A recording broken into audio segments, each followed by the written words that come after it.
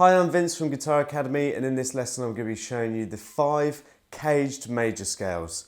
Now towards the end of this video I'm going to explain to you how the caged system actually works and how it relates to our caged bar chords. But to start with, I'm just going to show you each of the major scales one by one, how to play them in the example key of G major. Now the reason they're going to be in the example key of G major is simply because all of the root notes within these scales are going to be G. But later I'll explain how you can move them around to actually play them in different keys. So let's get started. Now the first caged shape I'm actually going to show you is an E shape, because this scale relates to the E-shaped bar chord. So what I've just done here is I've played an E-shaped bar chord. You see I've got my barring finger here and an E major chord after my barring finger. But when I play it in this position from the 3rd fret, this makes a G major chord. So what I'm going to do is I'm going to show you how to play the E-shaped major scale in the key of G. So to start with, we start with our G note, which is the 3rd fret on the E string. Play that with my 1st finger. And then I'm going to play the 5th fret on the E string with my 3rd finger.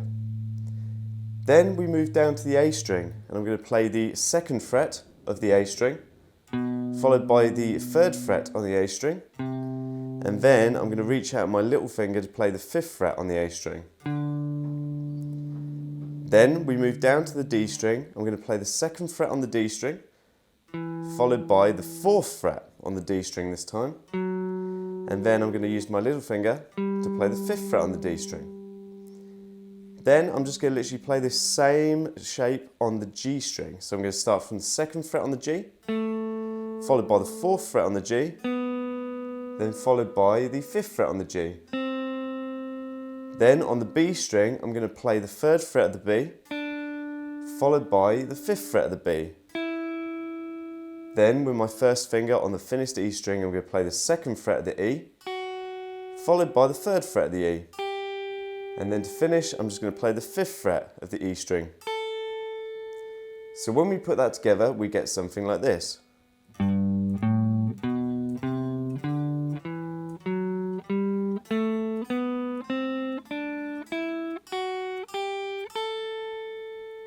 So there you have an E-shaped G major scale.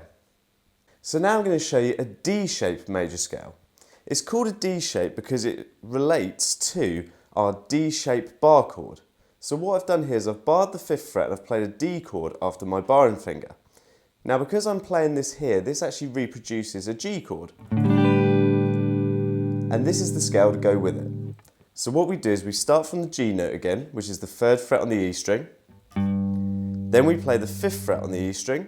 Then we play the 7th fret on the E string. Now we just copy this onto the A string. So on the A string we play the 3rd fret, then we play the 5th fret, and then we play the 7th fret. Then we move down to the D string and we play the 4th fret, followed by the 5th fret, and then we go to the 7th fret. And then we copy this down onto the G string, so we go from the 4th fret on the G, to the 5th fret on the G, then we go to the 7th fret on the G. Now when we move down to the B string, we're going to play the 5th fret of the B, then the 7th fret, and then the 8th fret. And then on the finished E string, we play the 5th fret, followed by the 7th fret, and then followed by the 8th fret. So when we put this together, we get a scale that looks like this.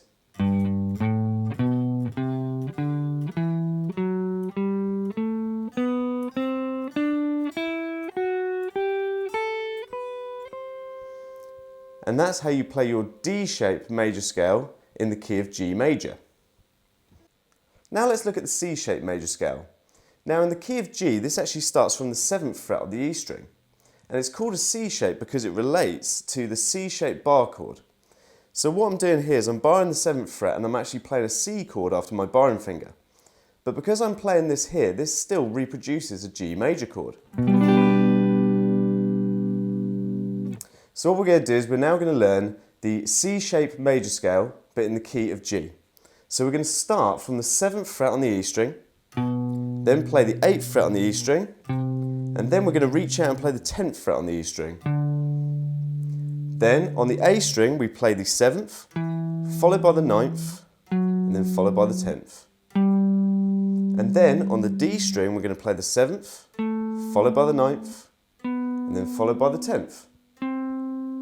On the G string, we're going to play the 7th, followed by the 9th. And then on the B string, we're going to play the 7th, followed by the 8th, and then followed by the 10th. And then on the finished E string, we're going to play the 7th, followed by the 8th, and then followed by the 10th. So when we put that together, we get a scale that sounds like this.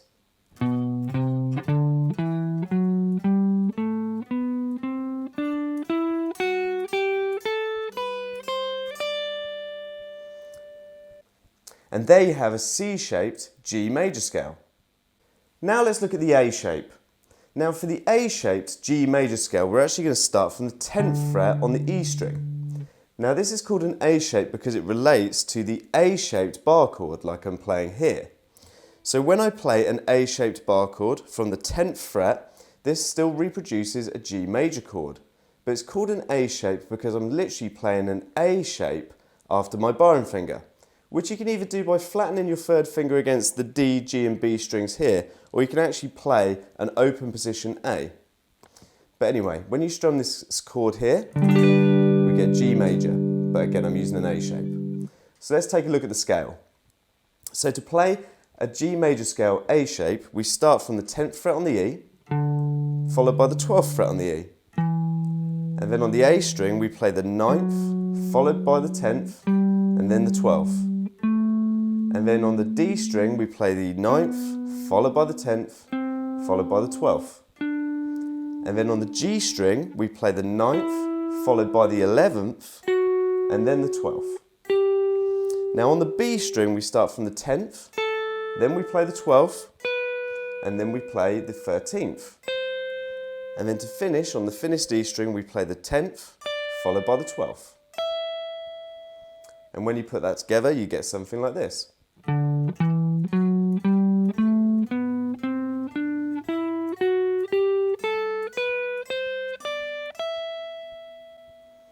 And there you have a G major scale A shape. Now the last position I'm going to show you is a G shape. Now again, this is going to be in the example key of G major, but we're going to be starting from the 12th fret on the E string. Now again, this relates to the open position G. But what I'm doing here is I'm playing a G chord after my barring finger on the 12th fret. So when I strum this, it is going to reproduce a G. So let's have a little look at the scale. First off, on the E string, we play the 12th, followed by the 14th, and then the 15th. And then we play the same pattern on the A string. So we go 12th, then we go 14th, then we go 15th. And then on the D string, we play the 12th, followed by the 14th, and then we reach out and play the 16th. And then on the G string, we play the 12th, followed by the 14th. And then on the B string, we play the 12th, followed by the 13th, and then the 15th. And then on the finished E string, we play the 12th, followed by the 14th, followed by the 15th. So when you put that together, it sounds like this.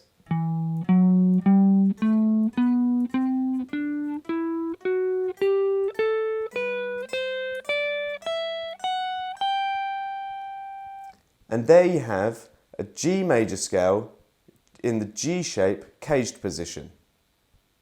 Now if we wanted to move these around to actually play them in different keys, all we need to do is learn where the root notes are in the scale. So for instance, I'm just going to take the D shape scale. Now the D shape scale, actually the first note you play is the root note. And in this video I showed you the example key of G major, purely because I started from a G note which can be found on the 3rd fret of the E string. Now if I wanted to play an A major scale using that D shape, I've simply got to start from an A note. So I can just take that same scale pattern and play it from an A.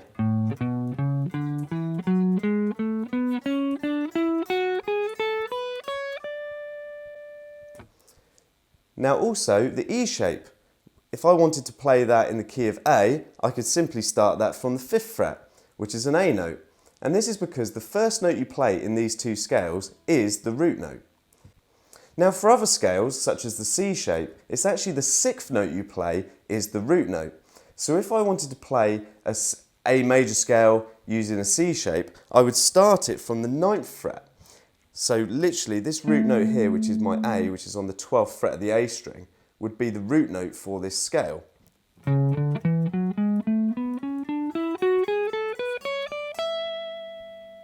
So first things first, what you want to do is you want to practice all 5 of these major scales and get them committed to memory. When practicing, make sure you practice doing down picks as well as alternate picking. That's simply when we pick the first note down, second note up, third note down, etc. It's a good habit to get into and it's great for improving your picking technique. Now once you've got all these scales down, what you need to now learn is the root notes within the scale. Once you are familiar with where the root notes are, this will be easier when applying them in different keys. Now when you learn a new scale, best thing to do is to start using it straight away. So for instance, if you've learnt a new scale, best thing to do is start improvising with it. Try and make some cool licks along to a backing track. So, hope that helps. Have fun learning your CAGED system and we'll see you again soon. Thanks a lot.